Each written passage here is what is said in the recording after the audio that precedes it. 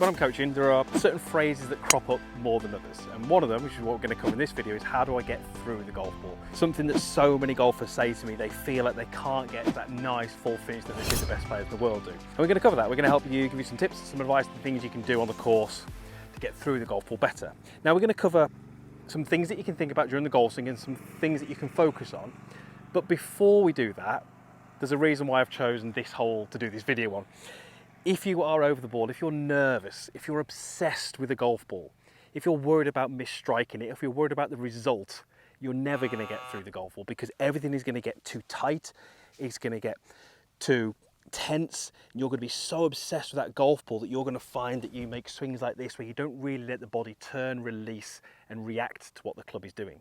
So the first thing we have to do is we have to think about the shot that we're trying to hit. So when I'm over the ball, I'm not obsessing over that ball.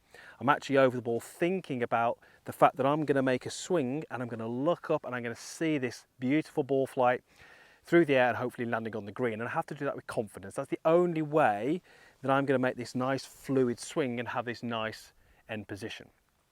So once we've done that, let's go through a few things that can actually help technically. Let me take my address. I've got myself a 7-iron here. First thing I'm going to do is take this lead foot and I'm going to rotate it out towards the target. I generally start with a little bit of foot flare. If you're someone who really struggles with flexibility, a little bit more in that foot can actually help. The more we turn that foot out, the more that it allows you to rotate. And you can do this little exercise at home. If you turn that foot in or straight, it suddenly restricts your movement here. And if you're trying to make a golf swing, it's going to get stuck and you're going to find it's going to force you onto your back leg. So the first thing would be get that foot nicely flared out and make sure you're able to rotate facing the target with that foot position. Now the second reason that people generally don't get through the golf ball is that through the downswing they've got too much weight on the back leg. Now that can be a number of reasons. Number one, it could be that through the downswing they're leaning back in an attempt to get the ball into the air.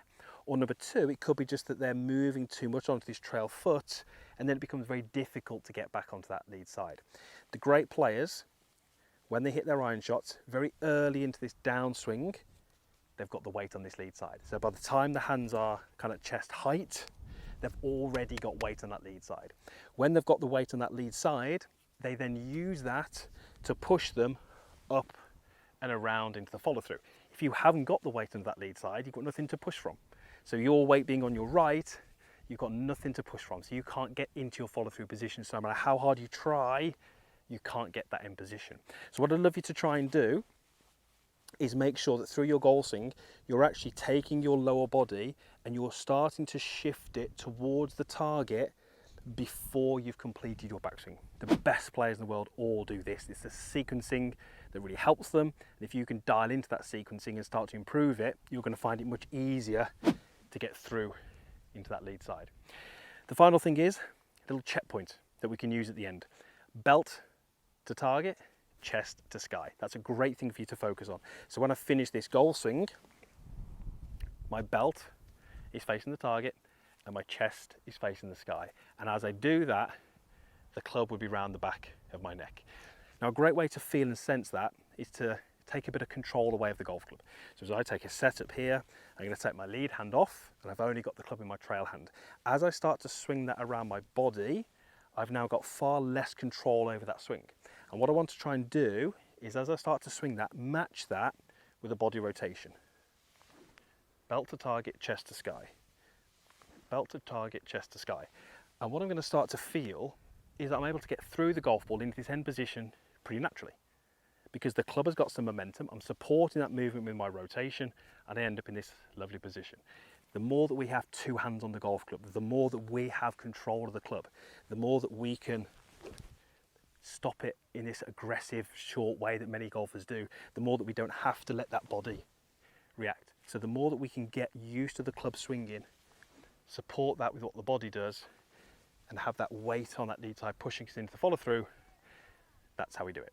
And I said at the start, all comes down to swinging with confidence. So let's see if we can go ahead and do that on this par 3, 200 yards over the ravine.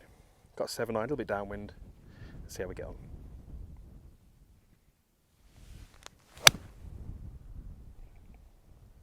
If that's the right club. Ooh, maybe one too many. But that is how you get through the golf ball. But it all starts with having confidence when you're over the golf ball.